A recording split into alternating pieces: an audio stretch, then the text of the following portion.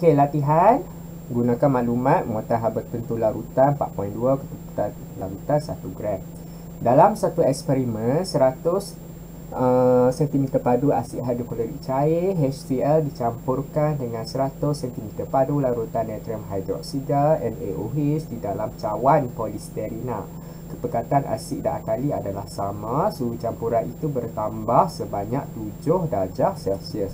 Hitungkan nilai haba yang dibebaskan dalam eksperimen itu. So dia tidak suruh kita mengira haba tindak balas, hanyalah haba yang dibebaskan. Maka formulanya adalah Q sama dengan MC theta sahaja. Tak perlu kita cari bilangan mol lah. So kita masukkan jisim 100 dengan 100 tambah 100. So isi padu sebenarnya, tetapi disebabkan ketupatannya 1 gram per cm padu, jika 100 cm padu maka 100 gram lah. Kalau 100 cm padu lagi 100 gram. So 100 gram tambah 100 gram menjadi 200 gram untuk larutan, jisim larutan. C adalah 4.2, theta adalah suhu bertambah sebanyak 7 darjah Celsius. So 7.0. So bila kita masukkan dalam kalkulator, kita akan dapat 5880 Joule. 5880 Joule haba telah pun dibebaskan. Okey, nombor 2, artikel di bawah menunjuk kepada tram pertama di dunia yang menggunakan bahan api hidrogen. Okey, so dalam usaha untuk mengurangkan pembebasan gas rumah hijau yang banyak dan berbahaya, syarikat Sifan telah mencipta tram berkuasa hidrogen pertama di China. Tram tersebut beroperasi sepenuhnya dengan sel bahan api hidrogen. Apabila 1 mol hidrogen dibakar, haba terbebas ialah 282 kJ. Kelajuan tertinggi itu hanyalah 70 km sejam. Digunakan di kawasan bandar sahaja. Tram ini direka untuk membawa 380 penumpang. Berdasarkan artikel A1, apakah tindak balas tersebut tindak balas endotermik atau exotermik? So dikata kat sini 1 mol hidrogen dibakar. Bila dibakar, haba terbebas. Bila haba terbebas, tindak balas exotermik. Jelaskan jawapan anda. Haba dibebaskan ke persekitaran. Apabila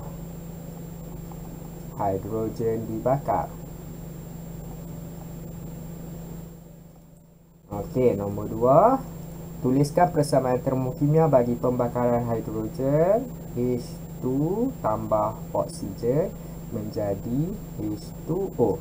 Maka kalau kita nampak kat sini oksigen dia dalam single, oksigen sentiasa kena double. So kita letak 2 di hadapan, maka dekat sini 2 darab 2 hidrogen menjadi 4.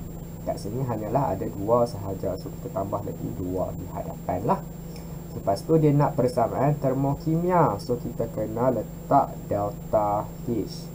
So di sini disebabkan tindak balas kita exotermik, negatif lah. 282 kJ per mol. Okey. So itu adalah persamaan termokimia kita. Nombor 3, lukis gambar rajah aras tenaga untuk pembakaran hidrogen. So gambar rajah aras tenaga, lukis paksi tenaga. Selepas itu disebabkan tindak balas exotermik, dia menurunlah tangganya. So tangga pertama, tangga kedua turun, delta H negatif 282 kJ per mol. So bahan tindak balas 2H2 tambah O2, hasil tindak balas 2H2O.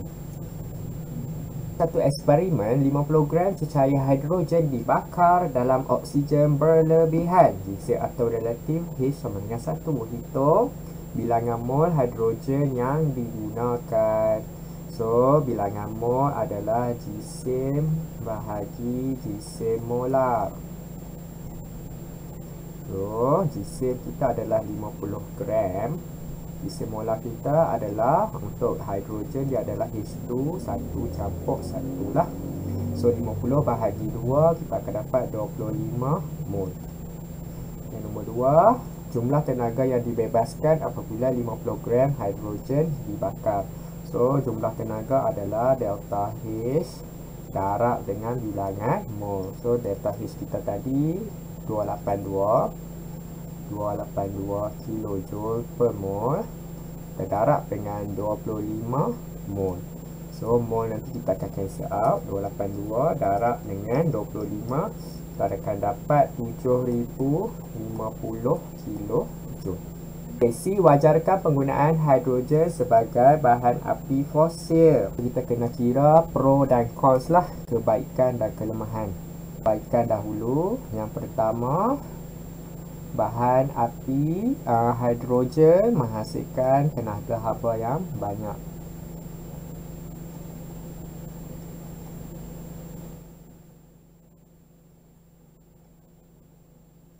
Yang kedua, bersih kerana tidak membebaskan gas rumah hijau. Tenaga yang boleh diperbaharui.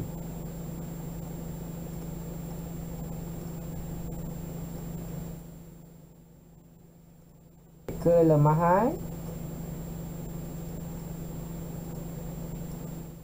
dah terbakar.